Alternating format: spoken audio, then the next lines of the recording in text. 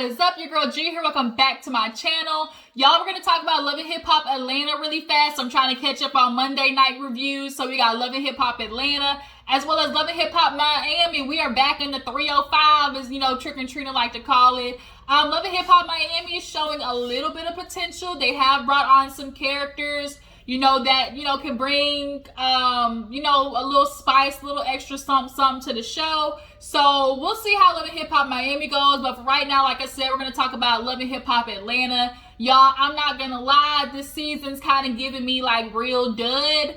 I think Love and Hip Hop in general is just going through that transition of trying to figure out what the new formula is. I think reality TV in general is trying to figure out this new formula.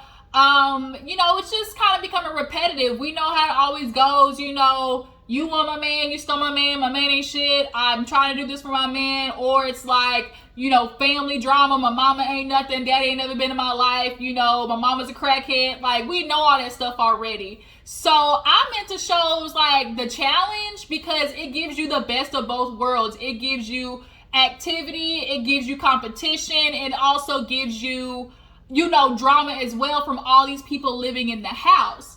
So I think reality TV, I love like Survivor, Big Brother, The Challenge, especially The Challenge. If you watch The Challenge, drop down in the comments. If you watch shows like that, let me know. But I think, maybe Bravo is starting to take that turn too because, they're having these Housewives spinoffs and they're starting to seem more, I guess, become, like almost like a Housewives version of Big Brother, and I think that would be amazing. Like having the Housewives and Big Brother combined. Oh my God, girl, the drama, the madness. But that's just my idea. But nonetheless, you guys, we're gonna talk about Love and Hip Hop Miami, not Miami, Love and Hip Hop Atlanta. You guys, there wasn't too much of the episode. Like I said, it just really wasn't that much going on. So we're gonna go ahead and knock this thing out, real quick, really fast. You guys, if you haven't noticed too, I have a little baby on my arms, y'all. So before we get into the show, actually, man, how many of y'all have parents where they stay complaining about the dogs you got? Oh my God, they tearing this up, they peeing over here, they doing this and that, can't stand the dogs, and then fall in love with a dog when they see it. So my mom literally yesterday morning was like, oh my God, the dogs keep scratching up my car. Like, what am I gonna do? Then she calls me like from work, her night shift, talking about, Angela, guess what I got? I'm like, what? She's like, I got the cutest little baby puppy. And I'm like, Ma, like, are you sure you want another dog? And she sends me a picture. She's like, oh my God. She's like, I'm coming home with it. I'm like, wait. Like, I'm still grieving Chico. Rest in peace, Chico. Bruh, I love you, bruh. Chico was a main man, but we're kind of missing that little critter. We have two big dogs, but it's nothing like that little one that be following you everywhere. And so my mom came home with this little baby. We're doing a test run, and his name, he is a little baby, what do they call it? Chiweenies. So here, come on, Junior, say hi to the folks. Quit being nervous. Come on. He like snuggling up under you. So this right here is little baby Junior. Say hi. Say hi.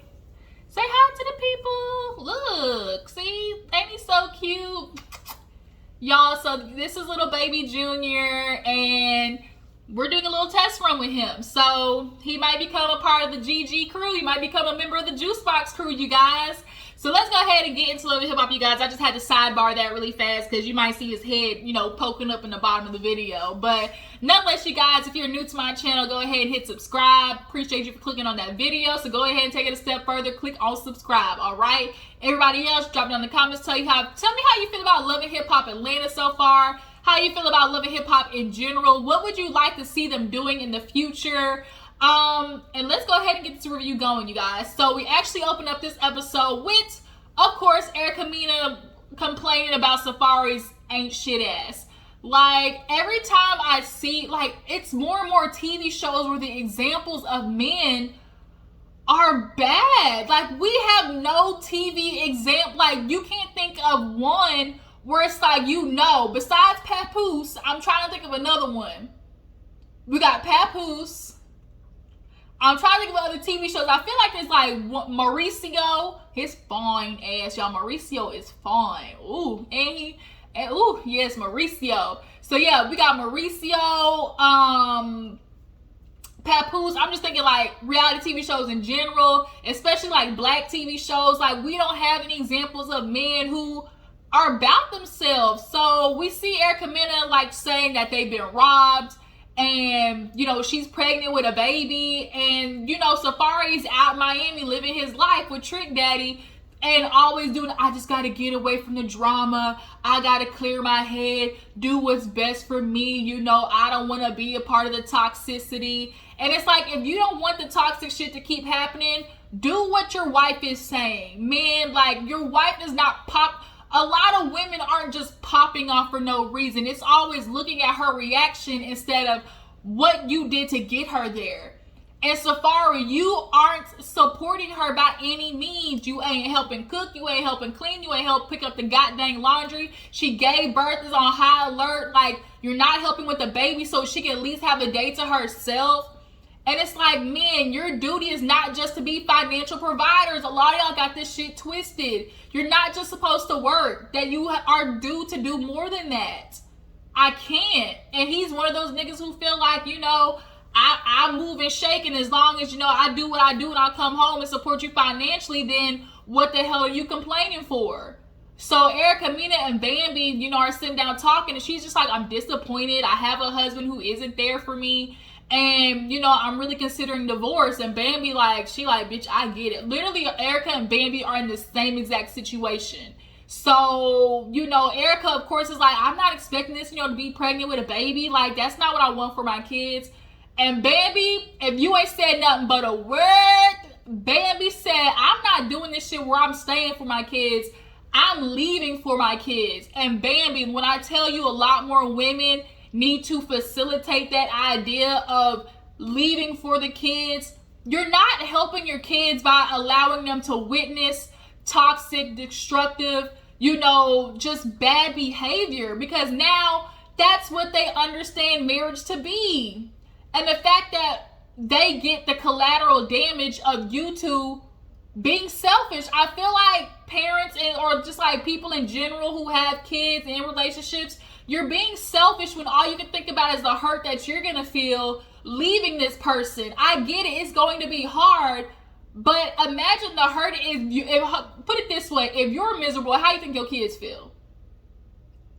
And not only that, they have no release, they have nobody to talk to, they are holding it in. I was that kid who watched their parents do destructive ass shit, and my dad be one of the niggas who I'm looking at on TV who really wasn't about nothing. He was the man of the house, always knew he thought he was right, but he financially provided, and that's all I gotta do.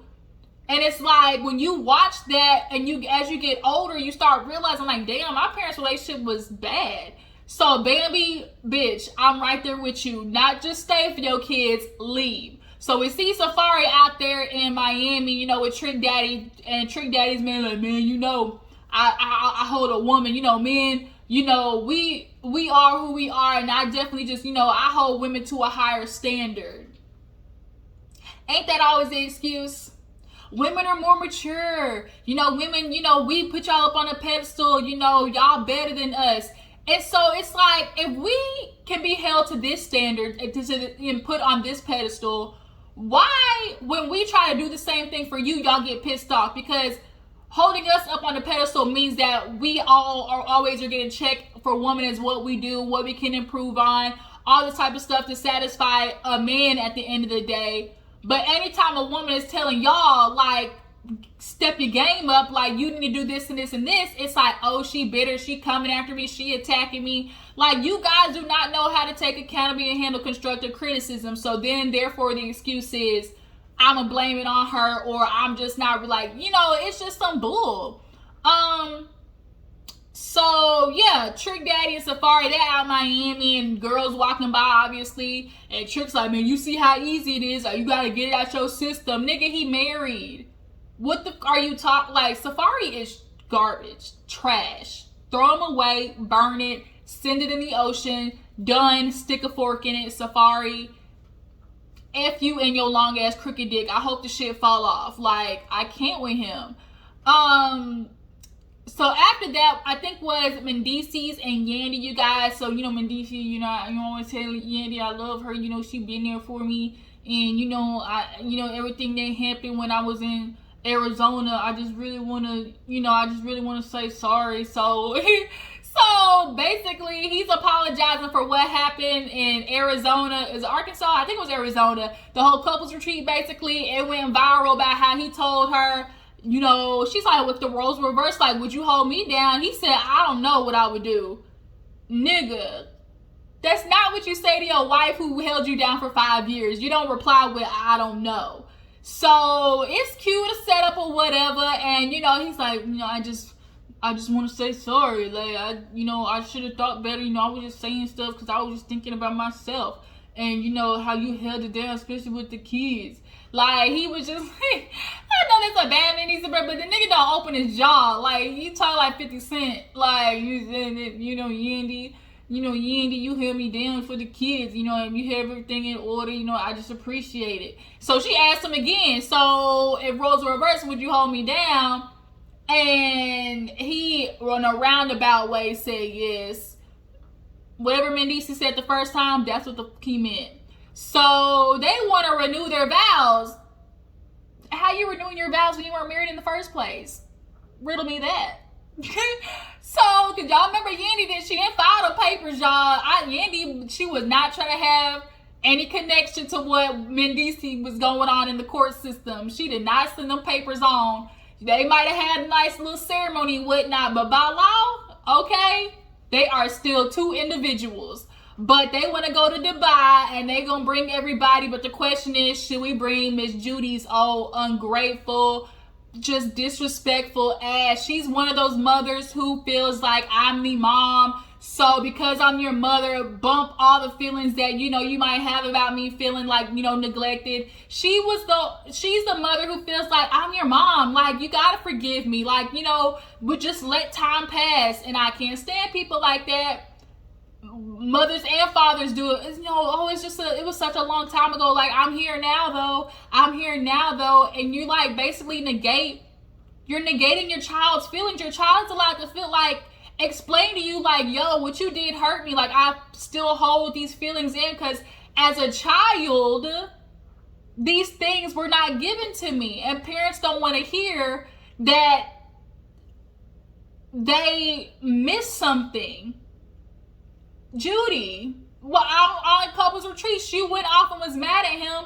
He told his truth, and because you didn't like it, you felt like, oh, Yandy's putting him up, and she paid him to say this and that, and it's always blame the woman because they can't just believe that they son got a mind of their own that just goes against them. It's always blame the woman who's in the picture.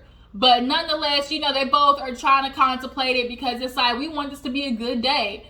Judy gonna definitely turn that, like Yandy said, from a dream to a nightmare. Moving on, Bianca, y'all. Is her name Bianca? No, I don't know why I said Bianca. Young baby Tay. Y'all, this girl done went to this hood ratchet, Miss Cleo, Floss, whatever her name was. Y'all, this hood genie gave her little oracle spirits and whatnot, and basically young baby Tate trying to move on from that nigga who did her so dirty on TV. Don't you ever let no man play you like that, okay? It was embarrassing. I'm sorry. I get it. Every girl has been there where it's like you dumbfounded over a nigga, but like, he was trash, okay? But y'all, she ate some cootie cat in the Famous Word of Jocelyn for the first time. She got the cootie cat. And now she's talking to girls. She's been bisexual. That's her hairdresser or a girl who's done her hair. And, they just trying to catch a vibe, And, she's like, I love, humans, whether it got a dick in between the leg or a vagina, I'm about the personality. So that's going on with young baby Tate. After that, we see, everybody go to Dubai. Everybody in Dubai, like all the cast, everybody goes. Sierra goes with her new boo. Rashida, bitch, You ain't pregnant. Stop trying to feed us that. You're not pregnant. Ain't no go. Bitch, it's called premenopause. Like, I don't feel good. I feel like I'm going to throw up. I just, me and Kirk talked about a baby, but, it just gives me anxiety thinking, how if y'all talking about kids and y'all in the red line? Like, y'all dishing money out for one, and then two, Kirk got enough kids. Y'all got a whole ass Brady bunch. He still got kids. He got to make up time for, from when he was younger. Like, I can't stand people who just, like, be popping out kids and don't be thinking about, like, the after effects of that. Bitch, y'all don't need no more kids. So, Jock goes to see Amani's mom. I think her name is Fatima, right? And he's just like, he's lost on how to fix this situation. And she's like, I have been telling a difference in him. And it's like, Jock, you got to understand, like, our son is holding in the stuff, It's obvious, like, it didn't take a rocket scientist to really see, like, there's some deep resentment from his son.